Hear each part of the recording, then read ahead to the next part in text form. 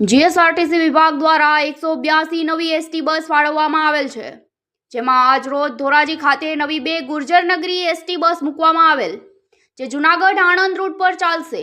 આ ST bus Dhoraji બસ સ્ટેશનથી જૂનાગઢ જશે અને જૂનાગઢથી આણંદ જશે, જેનું લોકાર્પણ ધોરાજી ઉપલેટા ધારાસભ્ય શ્રી મહેન્દ્રભાઈ પાડલિયાના હસ્તે કરવામાં આવેલ છે અને તેમને જણાવ્યું કે ગુજરાતની 182 વિધાનસભા સીટ તે મુજબ 182 એસટી બસની ફાળવણી કરવામાં આવેલ અને વધુમાં જણાવેલ કે આ 2 બસનો લોકો વધુમાં વધુ ઉપયોગ કરે તેવું જણાવેલ।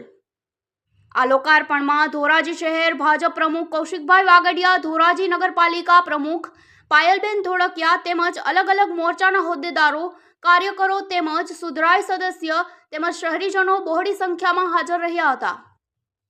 પત્રકાર રાજુભાઈ બગડાની સાથે નરેશ પટણી, ડીજી ન્યૂઝ, ધોરાજી।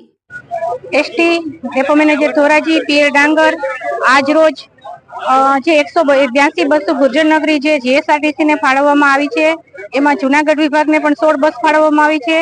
એમાં ધોરાજી ડેપોને 2 બસ ફાળવવામાં આવી છે। જે 2 બસો ગુર્જરનગરી ફાળવવામાં આવી છે, જેના રૂટ છે સવારે 7 વાગે ધોરાજીથી જુનાગઢ અને જુનાગઢથી આણંદ છે, અને એ જ રીતે સાંજે 7 વાગ્યાને જુનાગઢ ધોરાજી જુનાગઢ અને જુનાગઢ આણંદ। એ જ રીતના સામેથી આણંદથી પાછી 2 જ બસો, એક સવારમાં ઉપડશે એક ટાઈમે અને એક રાત્રિના સમય ઉપડશે, એટલે બંને ગાડીઓ ધોરાજી જુનાગઢ અને આણંદ જુનાગઢ ધોરાજીમાં ફાળવવામાં આવેલી છે અને હું જાહેર જનતાને અપીલ કરું છું કે આ બસનો વધારેમાં વધારે લાભ લે।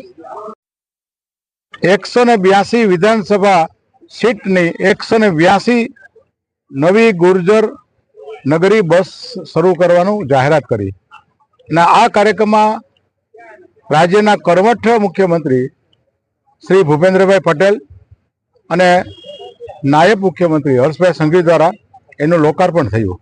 એના ભાગરૂપે આજરોજ ધોરાજીમાંથી પણ 2 બસ ગુર્જર નગરીની બસોનું આજે લોકાર્પણ થયું અને આ આજુબાજુના વિસ્તારના સમગ્ર ગ્રામ્ય વિસ્તારના લોકોને અને લોકોની સુવિધામાં વાહન વ્યવહારના સંદર્ભમાં વધારો થશે। આજે વંદે માતરમ ટ્રેન સતત કેન્દ્ર સરકાર અને રાજ્ય સરકાર દ્વારા લોકોની વાહન વ્યવહારની સુવિધામાં વધારો થાય એ દિશામાં પ્રયત્ન કરી રહી છે। આજના તકે રાજ્ય સરકારને હું ખૂબ અભિનંદન આપું છું અને આભાર માનું છું।